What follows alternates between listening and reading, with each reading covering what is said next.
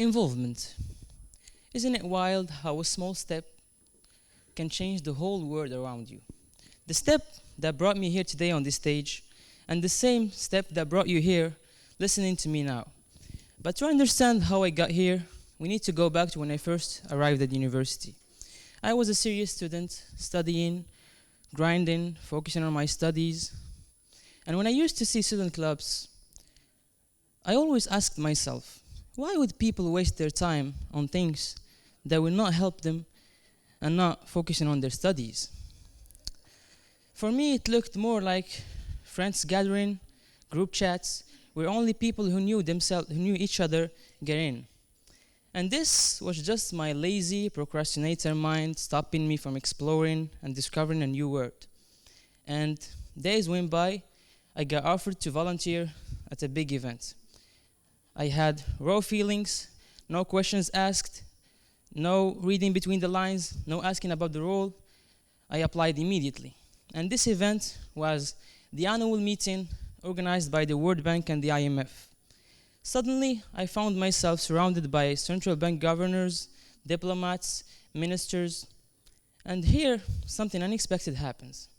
Because we know, yes, people do network, but seeing people at the top of their careers, still networking, still connecting, still exchanging business cards, this changed something immediately in my mind.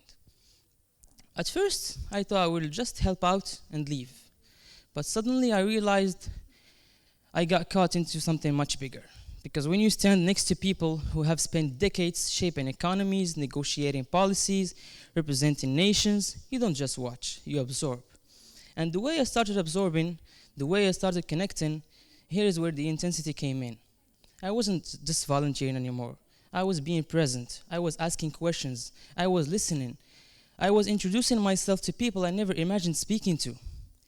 And the intensity of being curious, of being present, of building relationships is what changed everything for me. But in this process, people do make a lot of mistakes. They do these mistakes where things matter, when they need to be sharp, smart, and aware. For example, you're confident, cold approach, you go to someone, you talk to them, you get their contact, you dump it in your pocket until the day you need them. Because with social platforms, everyone thinks they know how to network. And the mistakes come after the interaction, because to them, you're a nobody. You're one among any they meet every day. And you need to build that connection. So what you need to do is, and what I do personally is, you go home, write a small message, reintroduce yourself, thank them for the knowledge and the experience they shared with you, stay connected. Maybe send them Eid wishes, Ramadan wishes, and ask questions from time to time to keep yourself in their mind. And suddenly networking wasn't just a student club activity I used to look down. It became a mindset, a way of showing up to opportunities. But all this doesn't end up with networking. There is more skills that you do not learn in classroom, real skills. So for that, I will take this TEDx as the perfect example. At first, you need a team. So for the team, you need to sit, brainstorm, question, analyze, and choose the right fit. And this will develop your critical thinking and decision making. So first skill, checked. The second one is, of course, you need the speakers, because you can't do a TEDx without speakers. You need to create a list, set up the topics. Each list you need maybe 10 speakers, because not all of them will accept, and not all of them will refuse, of course. And there is the next part, the communication. You need to pitch the event. You need to convince them. You need to explain the vision. And in this part, you practice the clarity, persuasion, and professionalism.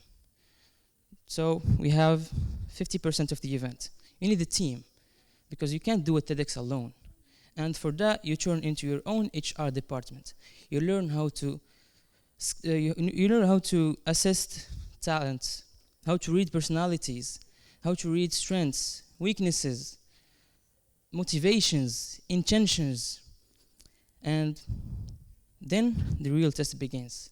Leadership, conflict management, time management, handling pressures, deadlines, unexpected problems, keeping everyone on the same line. Because this not only fills your time or gives you a title, you have a real project with real consequences and real deadlines. So after all of this, thank you.